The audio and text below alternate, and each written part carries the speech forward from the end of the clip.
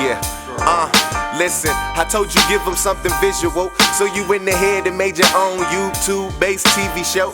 It's an array of IPAs and fighters on the road. Got a question? Put them in your comment section right below. Barbershop talk while you're sitting in your living room. Pacquiao, Mayweather, and we can't forget the brews. Coming to you live with the scoops like a ladle. Allow me to introduce the boxing round table. It's your boy Rollo Jenkins. Got my boy Phil Walker on the end. Alright, so I know you checked out the fight. Give me your assessment on Shakur Stevenson, Oscar Valdez. Well, first off, man, unification bout, man. Shakur Stevenson, 24 years old, 2-division champ. And basically, man, I think he's doing it right. He's taking his time, going through the divisions, and it seems like he won't smoke with all the champions and quality guys that's competing in boxing right now. So kudos to him, and also kudos to Oscar Valdez as well. But just my opinions about the fight. I mean, Shakur, to me, shut him out, man, from the beginning to end. It was never a point in that match where I felt like Oscar Valdez was going to put Shakur Stevenson in any kind of trouble. The kid boxed extremely well. I do think Oscar Valdez put more pressure on him than any opponent that he had faced year to date, right? I think he did some things well. I think Oscar Valdez pumped his jab, got inside, and tried to capitalize on the things that Oscar did well, right? He didn't try to fight Shakur's fight. He had a game plan. Only problem is if the guy's he's more skilled than you. Sometimes even if you come in with a good game plan, it's not executed properly, or even if it is executed properly, it doesn't necessarily mean you'll come up on top. Yeah. But man, Shakur, man, he's a world-class talent. Like I said, 2-division champ, 24 years old, just unified, WBO, WBC, ring. Magazine. Ring champ. Yeah, so I mean, the kid is accomplishing a lot of stuff. He was on ESPN last night. He was the headliner. He was the main event. Man, you can't say enough about the kid, man. You know, but at the end of the day, man, I think he does have tremendous talent. And at this point in time, he's in a place where he can either fight at 130 or he can even move up to 35. But I think he has his eyes on being undisputed at 30. And that's what you want to hear from these boxers, man, that they want all the straps, they want all the smoke, and they want to beat all the champions. So my assessment on Shakur is at 24 years old, he's accomplished a lot, and he feels like he has a ton of more stuff to do, man. So as long as he stays focused and he keeps doing what he's doing, boxing beautifully, playing defense, protecting himself, and working on his power, because obviously, that's probably one of his, I'm not going to say weak points, but it's fair to say. I mean, it's just fair to say. I mean, nobody's perfect, I don't wanna, but go ahead. Yeah, exactly. He does have respectable power, let me say that, but obviously we can see he's not getting stoppages. So if I had to say anything I'd like to see him do is work on his power, man. Sit on his punches a little more every now and then, because he has opportunities when he's throwing these 3-punch combinations. Kid has fast hands. Sometimes maybe sit on that last punch and see what happens, right? But because there were points in that fight that I thought that he probably could have got Valdez out of there, but he just seemed to back off. You know what I'm saying? But go ahead.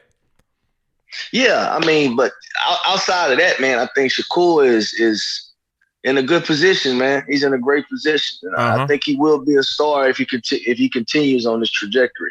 Okay. All right. So let me try and get into the nuts and bolts of it real quick. Specifically about that fight. At times it seemed like Valdez had a little bit of success throwing a strike right hand. Yes. And he would I don't know how you would describe it. Kind of muck the fight up, you know what I'm saying? Kind of make it rough. And he not necessarily had success in doing that, but it kept him from having failures in the fight as well, if that makes sense to you. You know what I'm saying? Like when it was messy, Shakur wasn't getting off. Do you think that Shakur beat the fight out of him? Because it was perplexing to me at times why he wasn't trying to implement what seemed to work a little bit. You know what I'm saying? And the only thing I could think of is that Shakur just beat the fight out of him. Why do you think that he didn't go back to those things that seemed to be, or seemed to give him a little bit of success? Because standing there with your hands up definitely was obvious to everybody in and out of the ring that wasn't successful for Valdez. Yeah. When he put the high guard up, man. Obviously, anybody with two eyes, as well as Oscar Valdez, can tell that wasn't something that could work in his favor, right? Mm-hmm. But like you talked about, you did talk about the success with the straight right hand and even the jab, and even Valdez going to the body.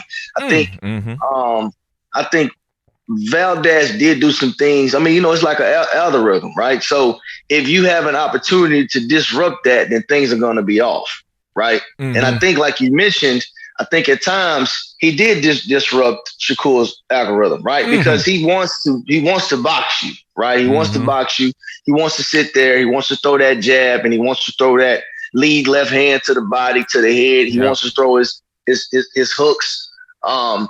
It just is what it is. A lot of guys are rhythm fighters, but I do think Oscar did have his most success when he disrupted that algorithm, and he had Shakur backing up. The only problem is it's incredibly difficult to sustain that level of intensity through 12 rounds with a guy who can box. This is why Valdez did it in spurts, right? He did it in spurts, and honestly, toward the back end of the fight, I'm not going to say Shakur beat the fight of him. I just think that Valdez was extremely exhausted, and he knew that by disrupting that algorithm was the only way that he could potentially steal rounds. And he just didn't have enough fuel in the tank to continue that for a full 12 rounds. Yeah. I could see that. Another thing that surprised me in the fight was the size difference. Shakur looked, not substantially bigger, but he was clearly the bigger man in the ring, and obviously the faster and younger. You know what I'm saying? So I'm not sure how he will look against the rest of the 130-pound guys in the division, because Oscar Valdez being another dude coming up from 126. How do you see him holding up against other guys or bigger fighters at 130 and possibly 135 pounds? I think Shakur, man, I tell you what, I seen him a picture with him standing on the side of Bud Crawford. That's a big kid, man. He's got great dimensions. Honestly, when I was looking at him last night, I was like, damn, this kid was fighting at 126. This is crazy, right? So, because he does have that kind of size on him. I don't see any issues with him moving up and fighting at 35. I think he'll be I think he's large for 130 pounds, right? He carries the weight well, and potentially, maybe if he can gain that extra 5 pounds, maybe that will help him with this power. I don't know. I don't think the kid has problem with training.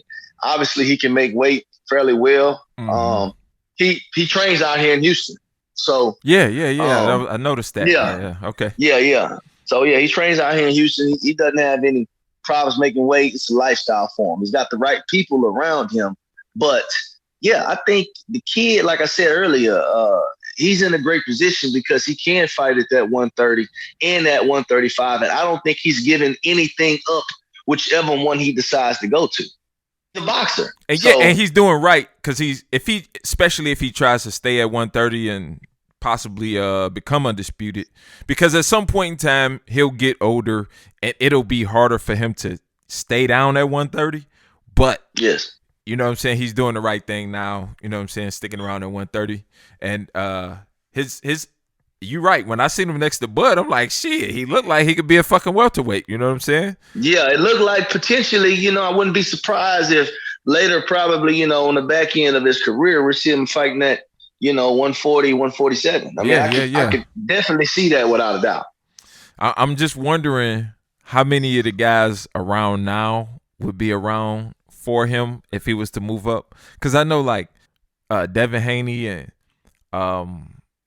what's the other Ryan Garcia, them guys gonna be moving up soon. they can't make 135 much longer. You know what I'm saying? Devin Haney already said he couldn't do it. Teofimo already gone. You know what I'm saying? I'm sure George Kambosos is probably, you know what I'm saying, in that same boat as well. You know what I mean? But I think that, the dude seems big and he seemed sturdy. That was the thing that surprised me, the way he was able to take Valdez's punches. He never seemed to be hurt or stunned.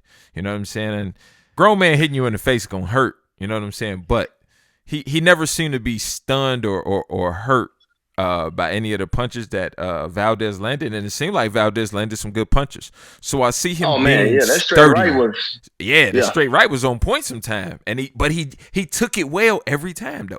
You know what I'm saying? So he seemed to be very sturdy at 130. Man, it's gonna be interesting to see what these if anybody can give him any problems, and I see like he has very good reflexes in the ring, because he caught Valdez with some like uppercuts and straight lefts to the body, like coming out of clinches and combinations so often, man. That shit was looking beautiful, bruh. Yeah, I'm gonna be, I'll tell you another thing, man. This is the deal right here. And again, he's great friends with Terrence Crawford, and I've been on record saying before, I think Terrence Crawford is the best reactive fighter in the world. I mean, it's just like natural instinct for him to throw certain punches in certain situations. I think he's the best in the world. And last night, Shakur showed me that he's a pretty damn good reactive fighter himself. Yeah. You know what I'm saying? Yeah. He's able to throw punches and see openings that, your average fighter wouldn't potentially see. This kid's 24 years old, but honestly, to me, his boxing ability, his IQ, I think he fights like he's a little bit before his time. Mm-hmm. But as far as the guys that's in the division in front of him, man, I'll be honest with you. You're right, man. I don't know, because a lot of those guys that you named are already big for the division, right? And they've been there for several years already. So potentially those guys are probably going to move up to 140 at some point in time. Like you said, Teofimo is already talking about doing it. Devin Haney has discussed doing it. Mm-hmm. Look, at the end of the day, it's always going to be some work at every division, right? Yeah. And if you're taking the path of like a Shakur, and when you get to the division, you want the champions, then that's all you can do. You want to fight the best guys in that weight class, right? Yeah. And that's all you can do, right? It's not like you're sitting there cherry picking certain guys out the weight class. When you move up there, who got the straps? You go up there, you collect them. That's all you can do, and then you catch your next train or whatever weight division you decide to go to after that. And I feel like that's kind of his game plan. I feel like that's kind of probably what he's going to do with his career, but we'll just have to wait and see. Bob Arum has to be the best promoter in boxing, man. Like all of the best fighters that we can name out of the last 15 to 20 years have all been promoted at some point in time with Bob Arum. And what he's set up to do, Shakur Stevenson, that is have a potential big fight with Vasyl Lomachenko, because he could be sitting there waiting for him at 135 pounds, and he's even discussed that he can easily make 130 pounds still. So he already has a big fight built in for him, and that's not even a fight that I've heard many people even say. You know what I'm saying? Stevenson versus Lomachenko, but we obviously know that that's a fight that's there for him. That dude, it's going to be interesting to see him in some fights moving forward. You know what I'm saying? And out of last night, man, the only knock that I have on him, like you said, it seems that if he was to sit down on some of his punches, not even a whole lot more, just a few more of his punches, you know what I'm saying? Especially down the stretch, he seemed like he could have got Valdez looked like he was ready to go a couple of times. And he was extremely fatigued, man. Yeah, he was done, man. You know what I'm saying? He gave me that, okay, I'm ready to go. If you fucking give me that, if you push me off the cliff, I'm gonna go, man. You know what I'm saying? With no problem. But Shakur just kind of just left him. I don't know if it was something that Valdez did that made him not want to go for the kill. You know what I'm saying? But I thought that there was a spot in there where even if he didn't get it, he didn't even seem like he attempted to.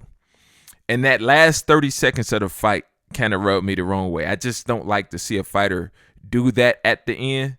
especially in a fight where you're winning handedly. Like, that whole I'm going to turn around and jog the last 30 seconds shit. I didn't like that. That rubbed me the wrong way a little bit, and I'm sure it did some other people. And I'm sure a lot of people don't care. But that was just something that he didn't have to do that could have turned a few people off. So I'm sure he'll never hear this or see this shit, but hopefully somebody will get in his ear and say, hey, dog, I know you was winning, but you don't need to do that shit no more. So let's jump into this. Look, man. Them last 30 seconds was yeah, dog. He definitely didn't. He didn't have to do that. I mean, he could have done it in a way that didn't make it look extreme obvious. You know what I mean? But it is what it is. I guess. Listen, like I said, that was the first time I seen him do that. So maybe somebody get in his ear, or maybe he go back and look at it himself and say, you know what, I ain't really had to do that shit. You know what I'm saying? It was things that I was doing that was keeping the fight from not happening in the fight, and I could have just did that for 20 more seconds. You know what I'm saying? But let's jump into next week's preview. I'm very interested in this fight, man, for numerous reasons. Obviously it being the biggest star in boxing. And honestly, I appreciate the way that Canelo was handling himself in and out of the ring in the last few years since he's become the face of boxing. You know what I'm saying? That is, to me, the way that the face of boxing should look and handle themselves. But I will say this. I'm not sure that Bivol is going to be this pushover, this run-of-the-muck mill European white guy looking fight that we've been used to seeing Canelo win. I think that Bivol is going to give him a lot of problems. You got a guy who's a little bit bigger, probably a little bit stronger. Hopefully, I'm not sure, but hopefully a little bit sturdier than Canelo's past opponents. And I'm not sure that walking a motherfucker down is going to work on this guy. And I'm not sure we're so used to seeing Canelo do that now. How does he win a fight fighting backwards if it comes to that? Do you think that he's capable of that against this guy? Well, this is what I will tell you right here. When it comes to Canelo Alvarez right now, to me, he's the only fighter that is progressing his skill level with each fight. It was a point in time where they said Canelo Alvarez didn't do well against boxers, right? Mm-hmm. Now it's like a myth, like it never happened. If you had never seen, the Lara fight, the Floyd Mayweather fight, even the Austin Trout fight, you wouldn't believe that. Wow, this guy he couldn't fight against boxers. I mean, because that's just where it's gotten at this point. You got Caleb Plant, he just dust off. Billy Joe Shaughnessy, he's just dust off. I mean, so nothing surprises me with this guy anymore. And the thing that I like about Canelo Alvarez at this point in time, he's got his money right now. He's big and he's building his legacy. But, I still see that this guy is extremely hungry, and you can see it in the results and his skill level that he's constantly trying to get better, right? So, I love Canelo Alvarez. Right now, he's probably my favorite fighter, man. He's a pound-for-pound king at the moment. I got to give big ups to him. And if he can go up to 175, because this is the fight that we're talking about, and perform at the level that he's been performing at, in his last two fights, becoming undisputed at 168 pounds, then, that says a lot about him. But Bivol, he is going to be bigger. He is going to be stronger. And at the end of the day, this guy is a champion, and he is respected amongst his peers, right? So, and when I say his peers, I'm talking about the other guys in this division, right? So with that being said, I don't think it's going to be an extreme pushover. Obviously, I think that Bivol is much more of a live dog than Sergey Kovalev was, right? And Kovalev, honestly, Kovalev, he kept pumping the jab out there, and he had some success with pumping that jab out there. Canelo just wore him down, right? I think if Bivol can take a good shot and he can try and back Canelo up, make Canelo fight off the back foot sometimes, or even potentially trade with him every now and then, we'll see what happens. But I don't think it's a pushover, man. I don't think it's going to be one of those kind of fights that's going to be like a Caleb Plant or Billy Joe Saunders, where you saw Canelo just slowly but surely taking over the fight. Like as the rounds walking his ass progressed. down. Yeah. Yeah, exactly. It's like, okay, I figured this guy out. Let me go ahead and take over this now. The key to beating Canelo Alvarez is you have to change and disguise your tactics from round to round. You can't let him get used to just one thing. If you do that against him, he's going to figure you out. And I think that's when he decides, okay, let me go ahead and hit the go button. And it's time to mash the gas. You got to come in one round. Let's just one round. You got to try to press him. Then you come in and then you box him. And then you come in and you do a little bit of both. You mix it up with him. Yeah. You got to keep him on his toes. And if you keep Canelo Alvarez on his toes, I think that's when you could potentially have the most success. Some success or the most success potentially, right? So I do think Canelo Alvarez, I am picking him to win this fight, but I do think Bivol does possess skills that can work in his favor. Obviously, he's bigger, he's longer. I think that he has great boxing ability, right? But at the same time, Canelo Alvarez is such a wizard in the ring. At least for these last several years, he's been a wizard in the ring, and he's come up with ways and tactics to even surprise us, who's been watching him since, forever. You know what I'm saying? Yeah. So, like I said, nothing ever surprises me when it comes to him. But I do think Bivol can go in and cause some problems for him if he keeps Canelo on his toes. But ultimately, I think Canelo Alvarez will get to a point in the fight where he's just going to say, all right, this is what I got to do. And I don't see Bivol stopping him from doing it. Give me your thoughts on Stevenson and Valdez last night. And then we could jump into what you think about Canelo. I think all of them, man, like Stevenson, I think is a good fight. I think this year, everybody's going to win who's supposed to win, setting us up for a perfect next year. So I don't think anybody's going to really kind of upset the apple cart. I think we're going to have some good fights, some good competitive fights. And I think it's just going to be clear who's the best by the end of this year. You know what I mean? I think boxing doing a good job by making these fights, man, to be honest with you, especially May and April. These are 2 little blockbuster months, plus some other conclusions we got to look forward to, like the AJ and the Usyk situation. And we see what Tyson Fury just did. So, I mean, it's good. So, all in all, man, the Stevenson fight was good. I like what he did. I'm glad he continued to win. I'm glad he got the victory. And then I want to see what's next for him, because him and Haney and Tank and Lomachenko, all those are realistic possibilities for him now.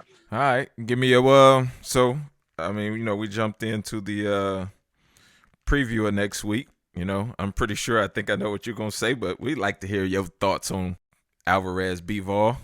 I think Canelo just gonna win, man. I think Canelo should stop him. I think this guy's a good boxer. I think he's a challenging boxer, and I think people want to prop this guy up as a guy who's gonna beat Canelo. But then when Canelo beat him, it's kind of gonna be one of them things where it's not him who we really want to see him fight. But right now they're saying it's a dangerous fight, and it's possible that Bivol can beat him. But when Canelo goes in here and do what he has to do, then the credit somehow starts to evaporate.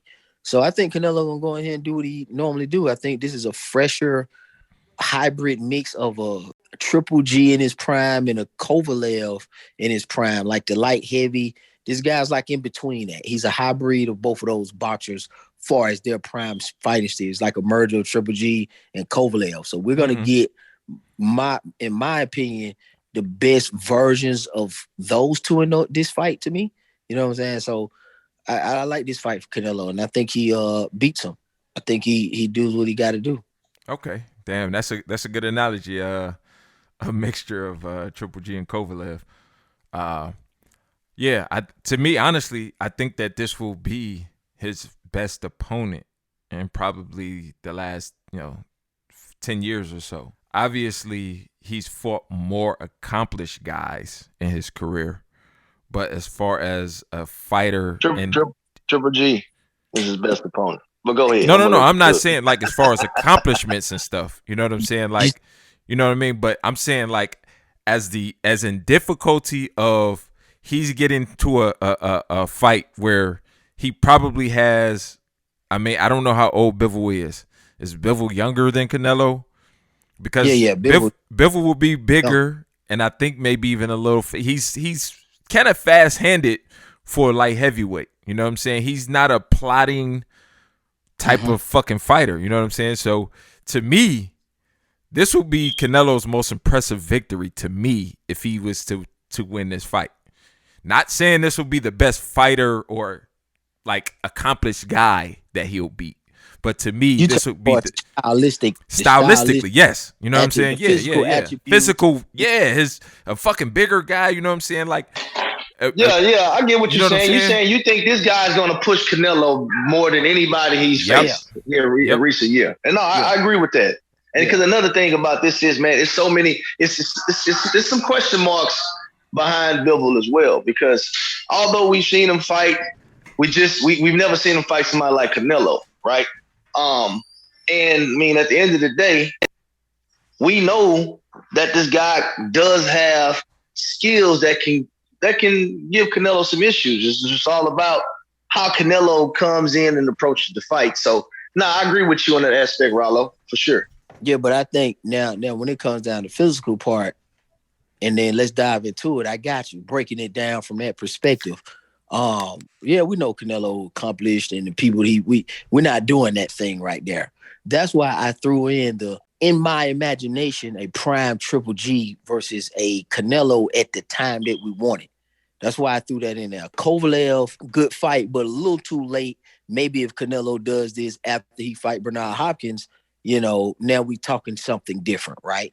Bivol gives me that physical presence based on what you're talking about. We know his name ain't about him being accomplished, but I see what you're saying as far as the physicality of the challenge. Yeah, Billy Joe is Billy Ho. So you never thought that was a physical demanding threat. You knew he has a skill set, Rollo, and I'm with you. You know he can box, but you saying you want to see that muscle, that speed, that frame on Canelo with a nigga who's there to fight. He's not big and going to stay on the outside. Yes. He doesn't have all these advantages, and he's gonna counter punch all day. That's the better B fight right there. The better B fight is the one that really is going to pose extreme threats to Canelo Alvarez, in my own personal opinion, because he's a guy that's going to throw with you. He can take a punch. He boxes well. He has a high motor. That's the one I want to personally see at 75. It would have been a lot more impressive of an opponent on paper, and as far as his skill set and physicality as well. I think we get there though. I think we get there, but I think where Rollo is at is I think this is a good damn start, right? For the physical. So if he's gonna continue to do this also gonna give me a barometer of where he at, and that makes this fight open up the unlocking of him versus Beterbiev. Exactly. Yeah, because even if he wins, you get a good gauge of whether he should and what you think will happen if he does. Absolutely. And it also does the same thing for the person who it should really do it for, Bivol. Like let's not talk like Bivol is off the hook for not coming in with his all. First of all, bro, you're a light heavy. Yeah, I know Canelo's the cash cow, but he's coming up to whoop your ass. Like let's stop and think for a second. We try to act like the cash cowism is such a diva type position, but the way Canelo is handling it is he's knocking people off. Like he's not his diva ability and bullshitting. He's going to fight a Bivol, and Beterbiev could be on the menu next. I'm impressed with what Canelo's doing. And Bivol's a great fight, but Bivol also have some pressures too, because you gotta whoop Canelo, man. This is your opportunity to go to the next level and establish who you are, and that your division, light heavy, is the division. And now you can go to fight Beterbiev and Joe Smith and keep into the rotation of the light heavies and stuff like that. So you continue to make those the big fights up there at 175 if you could beat Canelo. Not to mention you're probably going to get a rematch or have a rematch. Right. Well, this is what I'll say. Let me throw this in there. I do think Bivol is a good fight, but I think Bivol is just a bigger guy who can box. Like, I don't see any difference between Caleb Plant and Bivol, to be honest with you. Respectable power, a guy that's rangy, a guy who can box a little bit, a guy who can take a shot. I mean, I just think he's a bigger version of these guys. You understand what I'm saying? I think Canelo Alvarez is going to have to face somebody who can really get in the pocket and thump with him. You understand what I'm saying? And I don't think this is the reason why I don't think Bivol's going to beat him, because I don't think Bivol is going to be able to hurt Canelo Alvarez, right? I just think he's a bigger version of, and in some instances, he could be a better version of the guys that Canelo just beat. You understand what I'm saying? So I think it was a safe decision to fight against Bivol. Obviously, he does pose some threat, without a doubt. I don't want to disrespect the man, but out of all the champions currently in that division, he's probably the least.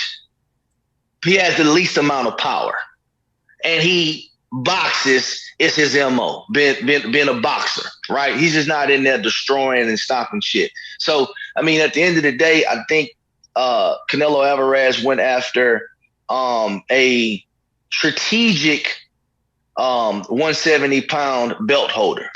In Canelo's case, you know, and like I stated, like I really appreciate the way that Canelo was handling his cash cowism.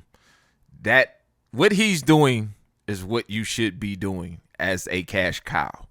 So all the past cash cows that we've had, this is how you should do it. But with that being said, by him being a guy who was recently, as you know, five years ago, fighting at 160 pounds, moving up to 168, to tackle a new division the way that he's doing, I cannot understand why he would do it that way. You know what I'm saying? Because in reality, like I was saying, fighting Bivol will give us a great understanding of when Canelo hit this dude, we got to see how this dude reacts. You know what I'm saying? Because this is not that Kovalev, you know, that Canelo fought. When he hit this dude Bivol, if he don't hurt him, that whiskey body. It ain't that whiskey and that vodka body. Fuck yeah. It ain't the same thing. Ain't the same thing. So now we get to see when he hit these guys how they react, because that's going to determine how these type of fights. Because we pretty, if he hit Bivol and Bivol fold like the rest of them dudes, okay, we can see him fighting Beterbiev. But if he hit Bivol and Bivol look like he ain't got hit at all, you know what I'm saying? Because you got to remember, Canelo hit Chavez Jr. with every fucking punch that he's imagined ever throwing in his entire life. He hit Chavez Jr. with it. And Chavez Jr. took all of that shit like it was nothing. So if that happens, you know what I'm saying? I know that Canelo was a different fighter than when he fought Chavez Jr. But if we see that type of reaction with Bivol, I can't see him then wanting to stay and fuck around at 168. And I'm saying that win or lose. Even if Canelo wins, but he like, God damn, this dude took everything, I could see him then saying, you know what, fuck that 175 shit. My ceiling might be 168. He's gauging this fight, and where, as you said, Phil, he's similar to some of those guys and maybe just a better version of those guys. And if he can do the same thing to this one, yeah, let's see him against Bivol and fucking Joe Smith and the rest of the guys at 175. But if not, I think that he might say that 68 is his ceiling, and then he could wait for all the 60s and whoever else is at 68 around there and fight them. Yeah, you saying, Rollo, and Phil said it right. I think we just splitting hairs because these are elite fights. And I think that's what you're saying. Like, hey, he could be the least threatening guy of the top 4 or top 3 at light heavy, but he's there to it. And Phil just giving the criticisms of what Bivol lacks, which is true because all them guys got weaknesses and, you know, stuff like that. So Bivol does still have some things to prove, and so does Canelo at 175. Canelo is a good boxer at the other weight classes, and he's straight on that. But it is a new weight class, you know, not new to him because he always been a heavier guy. But just far as really like locking in and sit down at 175, you got to take that a little bit more seriously. Yeah. Because after that, we know. I mean, because you know, you talking about 175 to 200 pounds. it's gonna be a lot of things that Canelo gonna have to figure out at 175. Because you think about it, you know, you can rehydrate back up to 190. You know, you light heavy, if you the right size, man, you could come up to be 200 goddamn pounds. Yeah. Depending on the frame of your body at light heavy. Because you talking about 175 to 200 pounds to the next. Yeah. So it's things that can happen within that division. Like Canelo loses he's stocky and short, but he loses that. He possibly could lose that walk down strength that he has. Like him being a short, blocky, strong guy, that looks good at 60 and 68. But at 175, like you say, man, does that start to slow down? Does Bivol kind of chew his shit like bubble gum? And is Bivol gonna be so outclassed? Do you really get a measuring stick? You know what I'm saying? So Bivol is that guy that you want to kind of at least gauge that on. So I fuck with it. Yeah, I agree. Yeah, I tell you what, man. Honestly, I don't think we're splitting hairs because I'm gonna tell you why. We all can agree that these are elite fights. Canelo Alvarez is not getting in there with any bums. He might make them look like bums at the end of the day, but all these fights that he's having, I mean, people are excited about him. Obviously, as boxing community, we're never satisfied, so we're going to say people that we personally want him to fight. But I don't see any issues with any of these guys that Canelo Alvarez has been fighting here. He's going after these belts. He's fighting elite competition. He's fighting some of the best guys in the division. So, I don't think we're splitting hairs. I just think that, he makes, guys who are good in the division, champions in the division, look extraordinary.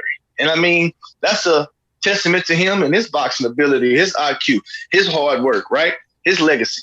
Yeah, you're right, Phil. I think you're just making different observations of the same point. Yeah, different observations, man. I mean, I think Bivol is good. I mean, at the end of the day, I was talking about unification between him and Beterbiev, and I was excited about that one. So, how can I not be excited about him and Canelo Alvarez, right? Absolutely. And I think Beterbiev is the best guy at 175. So, I mean, it is what it is, man. I mean, Canelo Alvarez is kicking indoors and doing stuff that we hadn't seen in quite some time. You understand what I'm saying? And the way boxing is going, I don't know if we'll see anything like this for a long while. I mean, this guy literally was just talking about fighting that cruiser.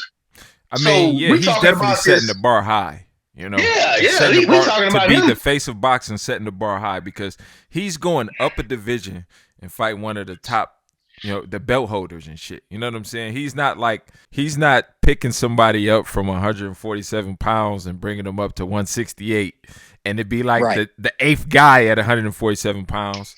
You know what I'm saying? He's fighting real fucking fights, bro. And he's moving up the ladder, dog. Like, this is how a fucking the face of boxing is supposed to handle himself. No, 100%, man. No, I agree with everything you said, man. As far as the face of boxing, I think it's in good hands with Canelo Alvarez because this is what people don't understand. Let's be all the way honest about this, right?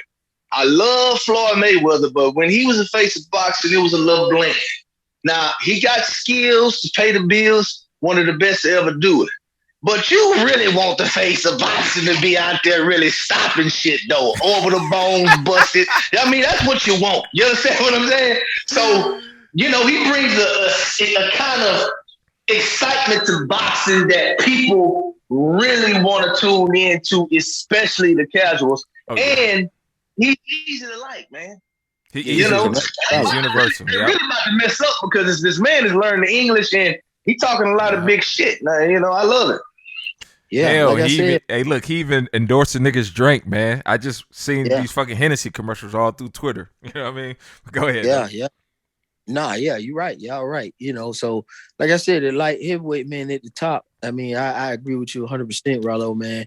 And what Phil was saying, like I say, it's really like splitting hairs, man, depending on which one of these guys you like and which one you prefer. But I'm like you. I think any one of those guys would be good for a challenge. Because some people picking Bivol. A lot of people giving Bivol a chance, but I just think Canelo's beats all of them, even at 175. You know what I'm saying? Personally, but it's just which one y'all feel is the best, and I like him fighting them. You know what I'm saying? So if Beterbiev is the next guy, I guess, then I would like to see that fight next too. But I think Canelo beats him too. Because here's the thing about it, man. You got to be able to put this guy down on the canvas. I mean, we all talking about how they may react, but they got to be able to put this guy on the canvas, and they also need to be able to try to get a decision. That's going to be real hard against Canelo. Yeah. You know what I'm saying? Real hard. Now, let me ask you this. Now, we all kind of picking him to win in a sense, but in my eyes, even if he was to lose this fight, he lose no respect or credibility, and I'm still not picking none of them other niggas at 68 or 60 coming up. The only other guy I give a shot at beating Canelo is Benavidez, but he wouldn't lose nothing with me. To me, I wouldn't even drop him from number one pound for pound if he was to lose this fight. Now, I don't know how y'all feel about that, but because he's challenging himself in a way that people picking him to win, but he's actually in a fight where he fucking should not be picked as the favorite. Like, not many guys are doing that. Kind of like Usyk. Usyk went up to fight fucking AJ. I mean, he won handedly, but nobody was really picking Usyk necessarily to win that fight. You know what I'm saying? It would be the same thing if he was to fight Fury. Those types of things are legacy building things, and to me, you don't lose any credibility, any stature with losing those types of fights. You know what I'm saying? When it's even or it's 50-50 and you lose, that's one thing. I mean, Canelo was the heavy favorite betting, but what advantage would you say? He's not bigger. He's not younger. He doesn't have a longer reach. You know what I'm saying? He should get way more credit when if he does win this fight than just beating any other regular fucking guy. I think that we should give guys more credit when they do challenge themselves, because maybe that will help guys or motivate them to challenge themselves more. What do y'all think? Yeah. Look, man, I got Canelo the best fighter in the world, hands down. It's not even a discussion for me. You can bring up whatever you like to bring up. I mean, I don't want to hear it. I'm going to be honest with you. If he loses this fight, as far as his status in boxing, I don't think it moves the needle at all. I think he's still one of the best fighters in the world. He just got beat. He just realizes that, okay, I'm still undisputed at 68. Let's not leave that out, right? I'm still undisputed at 168 pounds, right? I still got a lot of work down there with a lot of those guys. And again, I don't see any of those guys beating him at 168 or 160 that wants to move up and fight against Canelo Alvarez. So, yeah, for me personally, it's kind of one of those things, like it's the same effect that, Pacquiao had when he lost to Bradley or when he lost to Marquez. Like, I mean, it's just, he just lost. We still wanted to see him fight Mayweather, right? Mm-hmm. It still was the highest grossing pay-per-view of all time.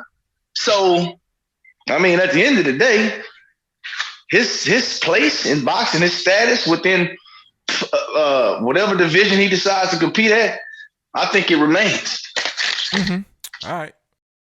Yeah, I think that far as his status, it could change, and I'm only saying this because Terrence Crawford is doing his thing, and he's pushing the envelope on, if you want to talk about the pound for pound conversation, number one. Number two, definitely Crawford is pushing the envelope on that. So if you're talking pound for pound, yeah, Crawford is on his behind. So a loss, it could change that, because Terrence Crawford is doing his thing as well.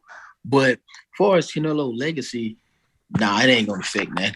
I don't really see nobody beating him at 175 or at 168 at all, personally. I got to see some different stuff. I got to start seeing some chinks in that man's arm. I got to see him get wobbled. I got to just see some stuff start happening to Canelo before I even suggest or kind of feel that somebody can beat him, to be honest with you, because I don't even think Beterbiev, none of them guys. This man was talking about going to cruiserweight, and it's kind of funny because it's like, damn, how strong in your mind do you think you are? You 5'8", and you're saying you're going up and you have no problem with fighting at cruiserweight, and people were trying to say he's picking on the weakest man up there. I'm like, man, big ass dude is 6 feet. He's a big man, so ain't no excuses. How can a guy from 154 go up to light heavyweight and be considered to be picking on somebody or cherry picking a fight. Yeah. So that makes no sense. Like, I thought y'all niggas operate on bigger nigga type things anyway. So this is clearly a bigger guy. And what in his mind makes him feel I can skip 75. I fought at 75 before, but I'm gonna go to 200. So Canelo's already saying what his body and what he feels as far as himself, man. The man about 30 years old. This man probably in his peak prime as far as intelligence and physicality and boxing game. Canelo don't fault a lot of motherfucking veterans, man. Man, I mean, this man don't fault Floyd Mayweather. This man don't fault Lara. This man is fault Cotto. This man is fault Shane Mosley. This man is fault Kovalev. This man, like we said earlier, this man don't fault a whole plethora of styles. Billy Joe Saunders is different. You know what I'm saying? Caleb Plant is different. White guys who are slick. White guys who are tough. Black guys who are slick. Black guys who are tough. You know what I'm saying? Little guys who want to challenge him. Big guys who want to challenge him. This man don't beat up everybody damn near up and down the weight classes. So I don't see nobody being able to beat him because I think in his mind, Canelo just don't be with the shit, man. He's not with the bullshit. He's with the let's throw hands. I mean, he just really on that. That's what he does. Yeah. He just like that's what he's giving me. Like, I don't think he thinks nobody at no 175, nobody at 160 and 168 definitely can beat him. I think he thinks in his mind, he probably really trying to tap in at heavyweight at some point. Catch an Andrew Ruiz or he might try Usyk. You never know. But I had to see where his mind at, man. And it looked good so far to me.